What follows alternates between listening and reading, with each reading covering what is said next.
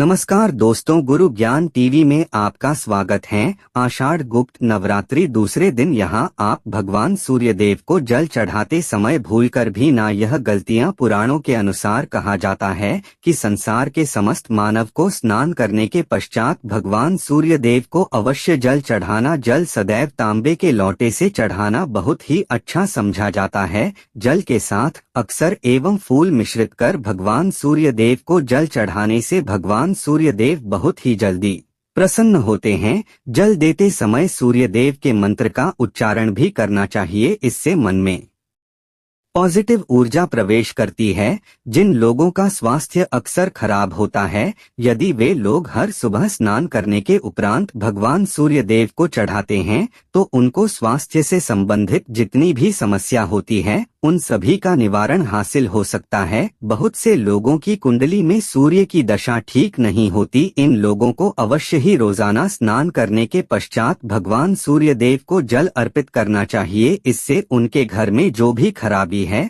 उसमें सुधार आ सकता है। सवाल यह है कि सूर्य भगवान को कैसे जल चढ़ाएं। अब हम बात करते हैं कि भगवान सूर्यदेव को जल चढ़ाते समय हमें किन बातों का ध्यान रखना चाहिए। यदि आप भगवान सूर्यदेव को जल चढ़ाते समय यह गलतियां कर रहे हैं तो भगवान सूर्यदेव को जल चढ़ाना और ना चढ़ाना एक समान है। आइए जानते हैं भगवान सूर्यदेव को जल चढ़ाते समय गलतियों के बारे में। हो सकता है कि इन गलतियों के कारण आपके रोजाना सूर्यदेव को जल देने से भी आपको किसी भी तरह का कोई लाभ हासिल नहीं हो पा रहा है। किंतु दोस्तों, सबसे पहले आपसे रिक्वेस्ट करते हैं कि वीडियो को लाइक सब्सक्राइब अवश्य करिएगा। दोस्तों, शेयर कर दीजिएगा और अगर आपने अभी तक चैनल को सब्सक्राइब नहीं किया है तो चैनल को सब्सक्राइब करके बेल आइकॉन अवश्य दबाइए। तो सबसे पहली बार पूर्व की ओर मुख्य रखें। भगवान सूर्यदेव को सदैव पूर्व की मुख्य रखकर जल चढ़ाना चाहिए। जल चढ़ाते समय उस जल के छींटे आपके पैरों के ऊपर नहीं पड़ने चाहिए। सदैव इस बात का ध्यान रखिए कि जहां से भी आप जल चढ़ा रहे हैं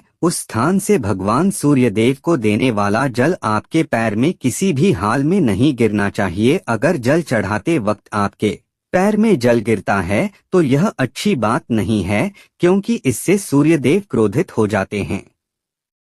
भगवान सूर्यदेव को जल चढ़ाते समय भगवान सूर्यदेव इस मंत्र का जाप करें। दूसरी बार बिना स्नान किए जल चढ़ाएं। भूल से भी यह गलती ना करें। बिना स्नान किए भगवान सूर्यदेव को जल चढ़ाएं। भगवान सूर्यदेव को स्वच्छता बेहद ही पसंद है। ऐसे में यदि आप बिना स्नान किए उन्हें जल चढ़ाएंगे तो वह आपसे रुष्ट हो जाएंगे और आप जिस कारण से उन्हें जल चढ़ा रहे थे उस कार्य में भी आप असफल हो जाएंगे। तीसरी बार फूल पत्र का उपयोग। आजकल प्लास्टिक का बड़ा फैशन चल रहा है।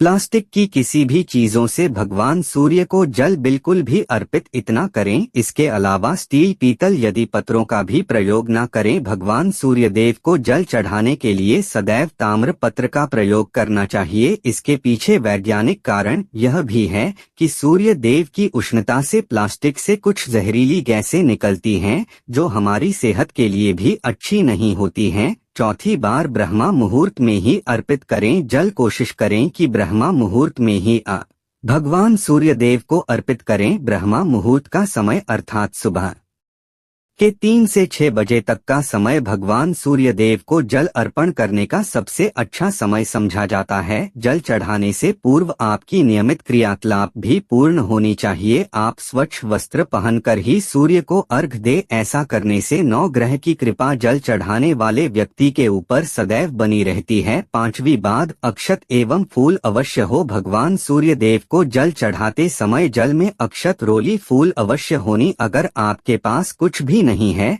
तो अक्षत से काम चला सकते हैं, बस खाली जल न चढ़ाएं। छठी बार हाथ सिर के ऊपर रखें। सदैव अपने हाथों को सिर के ऊपर रखकर ही भगवान सूर्य देव को जल अर्पित करना चाहिए। जब जल की धारा भगवान सूर्य देव को अर्पित करते वक्त गिरती है तो उसी धारा से भगवान सूर्य देव को देखना चाहिए। कहा जाता है कि ऐसा करने से व्यक्ति के ऊपर भगवान सूर्य देव की कृपा बनी रहती है एवं व्यक्ति के मन में पॉजिटिव भी प्रवेश करती है। सातवीं बांध चप्पल ना पहने, इन भूल से भी आपके पैर में नहीं होनी चाहिए यदि आप भगवान सूर्य देव को चप्पल पहनकर जल अर्पण न करें है। व्यक्ति को भगवान के उपाय आपकी कुंडली में दे जल में मसूर की दाल चावल चढ़ान होता है या अक्षत रोली और बेल पत्र डालकर भगवान सूर्य देव जी को जल देना है। 7 बार में आपको जल देना है। जैसा कि बताया जाता है आपको 3 बार में जल ही चाहिए। एक ही पात्र से जल हम 3 बार में देते हैं। हमें बेलपत्र दाल है तो इस खास सामग्री की वजह से हम इस जल को 7 बार में भी दे सकते हैं। तो आप रोक रोक कर उसे जल को एक पत्र के जल को ही 7 बार में दीजिए।